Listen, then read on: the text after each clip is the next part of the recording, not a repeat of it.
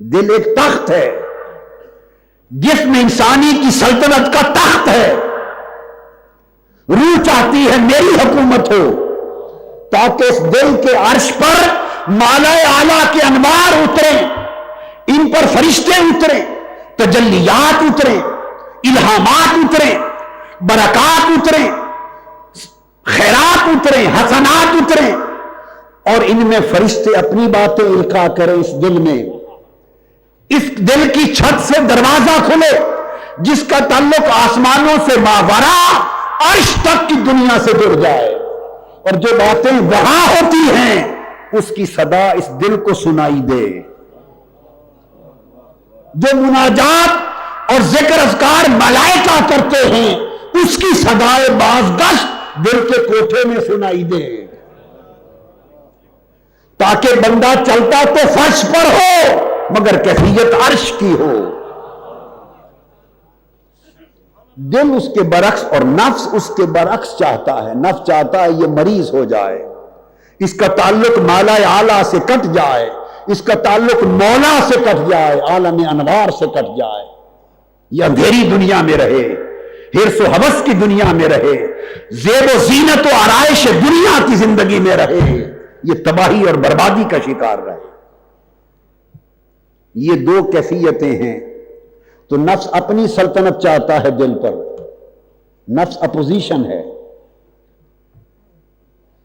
اور روح کے ذریعے روح چاہتی ہے حکومت الہیہ قائم ہو، قلب کے تخت پر حکومت الہیہ قائم ہو۔ نفس چاہتا ہے شیطانی حکومت قائم ہو۔ یہ ایک جنگ ہے۔ تو دل ایک خشک پتے کی طرح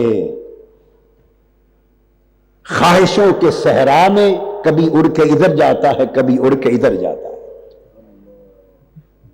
اس کو مولانا روم کہتے ہیں دل بدستاور کے حج اکبر است۔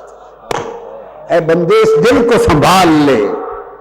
اگر دل سنبھل گیا جو خشک پتے کی طرح اس صحرائے حیات میں خواہشوں کی آندھیوں میں اڑتا پھرتا ہے، اگر یہ سنبھل گیا، جم گیا، اس کو اللہ کے تعلق میں استقامت مل گئی، تو پھر یہ اس دل کا سینے میں رکھنا حج اکبر ہوگا۔ حج اکبر کیوں کہا؟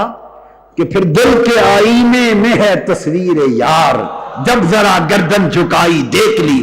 لوگ تو حضرت ابراہیم کے ہاتھوں کا بنایا ہوا رب کا گھر دیکھنے جاتے ہیں، اگر دل سنور گیا تو اس میں خود خدا کی خود گزرگاہ بن جائے گی۔ یہ اللہ کے ذکر اور اس کی یاد کا گھر بن جائے گا۔ یہ ایک جنگ ہے۔ سورہ حج میں ارشاد فرمایا لِيَجْعَلَ مَا يُلْقِ الشَّيْطَانُ فِتْنَةً لِلَّذِينَ فِي قُلُوبِهِمْ مَرَضٌ۔ شیطان بھی اسی کوشش میں لگا ہوا ہے، نفس بھی اسی کوشش میں ہے کہ دل فتنے میں مبتلا ہو، شیطان بھی اس کوشش میں ہے کہ دل فتنے میں مبتلا ہو۔ دو قوتیں دل کو مریض کرنا چاہتی ہیں، ایک قوت روح کی دل کو صحت مند کرنا چاہتی ہے۔ جس طرح انسانی جسم کے تمام اعضاء اپنا اپنا ایک فنکشن رکھتے ہیں، ہر ایک کا ایک فعل ہے اور ایک کام کے لیے عضو بنائے گئے، اس طرح دل کا، اور دل جب میں لفظ دل بولوں گا تو اس دل سے مراد وہ اطباء دنیا، ڈاکٹروں کا دل نہیں سمجھنا، اس سے مراد وہ جو طبیب ارواح ہے، روحوں کا طبیب ہے، اس والا دل سمجھنا ہے۔ ہاتھ ہیں، ان کا کام ہے پکڑنا، گرفت کرنا۔ اگر یہ گرفت چھوڑ دیں، گرفت پوری نہ رہے تو اس کا مطلب ہے ہاتھ مریض ہو گئے۔ اب میں آپ کو مرض اور صحت کا فرق سمجھا رہا ہوں کہ عضو مریض کیسے ہوتا ہے، صحت مند۔ مضبوطی سے ہاتھ اگر پکڑے، گرفت کر سکے تو صحت مند ہے، ید سلیم ہے۔ اگر گرفت نہ کر سکے تو ہاتھ بیمار ہے۔ آنکھ دیکھتی ہے، اگر نظر صحیح آئے تو آنکھ صحیح ہے، سلیم ہے، اگر بینائی کمزور ہو جائے تو آنکھ مریض ہے۔ زبان بولتی ہے، نہ بول سکیں نہ چکھ سکیں تو زبان مریض ہے۔ بدن سارا اگر اس کی حرکت، اس کی طاقت، قوت برقرار ہو تو صحیح ہے، اگر ضعف آ جائے، کمزوری آ جائے، حرکات اس کی صحیح صحت مندانہ نہ رہیں تو بدن مریض ہے۔ معدہ ہضم کرے تو صحیح ہے، ہضم کرنا چھوڑ دے تو مریض ہے۔ یہ چند مثالیں میں نے یہ بات سمجھانے کے لیے دی کہ ہر عضو کا ایک فنکشن ہے، اگر وہ صحیح کام کرے اس کا مطلب ہے وہ صحت مند ہے، اگر وہ اپنا کام نہ کرے تو بیمار ہے۔ جب یہ بات آپ سمجھ گئے، اب دل کی طرف آتے ہیں کہ کوئی دل کا بھی فنکشن ہوگا۔ تو دل دو ہیں، ایک تو جسمانی دل اور ایک اس کے اندر جو آج روحانی دل کی بات کر رہے ہیں اس کی۔ جسمانی دل کا تو اپنا فنکشن ہے، اب اس قلب کا جس کی آج بات ہو رہی ہے اس کا فنکشن کیا ہے کہ جس کے لیے اسے پیدا کیا گیا، ہاتھوں کو گرفت کے لیے پیدا کیا، آنکھوں کو دیکھنے کے لیے، کانوں کو سننے کے لیے، دماغ کو سوچنے کے لیے، معدے کو ہضم کرنے کے لیے، جسم کو حرکت کے لیے، زبان کو گفتگو کے لیے، ہر اس مقصد کے لیے پیدا ہوا۔ سو وہ دل کس کے لیے پیدا ہوا اس کا بھی ایک فنکشن ہے، وہ اللہ اور اس کے رسول کی محبت کے لیے اس کا فنکشن ہے، وہ محبت کے لیے، وہ دل اللہ کی طرف رجوع اور انابت کے لیے، وہ دل اللہ کی ملاقات کے شوق کے لیے پیدا ہوا، وہ دل اللہ کی معرفت کے لیے پیدا ہوا۔ 5 فنکشن ہیں اس دل کے، اور پھر ان چاروں مقاصد کی خاطر شہوتوں کو قربان کر دینے کے لیے پیدا ہوا۔ اس دل کی تخلیق اس فنکشن کے لیے ہوئی کہ وہ دل محبت کرے اللہ سے، وہ دل اللہ کی یاد کرے، وہ دل اللہ کی طرف رجوع کرے، انابت رکھے،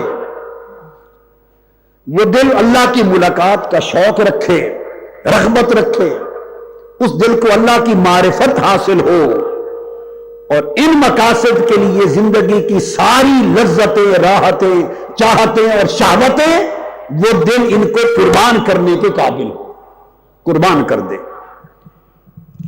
یہ مقاصد ہیں جن کے لیے اس دل کو پیدا کیا گیا۔ اب دیکھنا یہ ہے،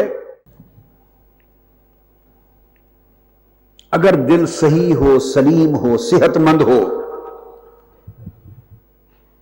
یا دل کو صحیح، سلیم اور صحت مند رکھنے کے لیے کچھ تقاضے ہوتے ہیں، جسم کو صحیح، صحت مند، طاقتور رکھنے کے لیے آپ کچھ شرائط پوری کرتے ہیں۔ اگر کھانا پینا چھوڑ دیں تو جسم طاقتور یا صحت مند رہے گا نہیں۔ تو گویا اسی طرح دل کو بھی غذا، خوراک چاہیے۔ اب اگلی بات، خوراک اور غذائیت میں، خوراک اور غذا میں فرق ہے۔ خوراک اچھی بھی ہوتی ہے اور بیکار بھی ہوتی ہے، اسپیسیفک کیلوریز ہوتی ہیں 2000 کے قریب۔ مثلا ایک مرد کی ہر روز اس کو ایسی خوراک چاہیے جو اس کو مخصوص اور مطلوب توانائی مہیا کرے۔ اس طرح دل کی بھی ایک خوراک ہے، اللہ کا ذکر دل کی خوراک ہے، اللہ کی محبت دل کی غذا ہے، اللہ سے ملاقات کا شوق جس دل میں ہو یہ اس دل کی حیات ہے۔ جو دل تڑپتا رہے اللہ کی لقاء کے لیے، اس کی ملاقات کے لیے کہ کب میری ملاقات اپنے مولا سے ہوگی، یہ جو شوق لقاء ہے یہ اس دل کی حیات اور زندگی ہے۔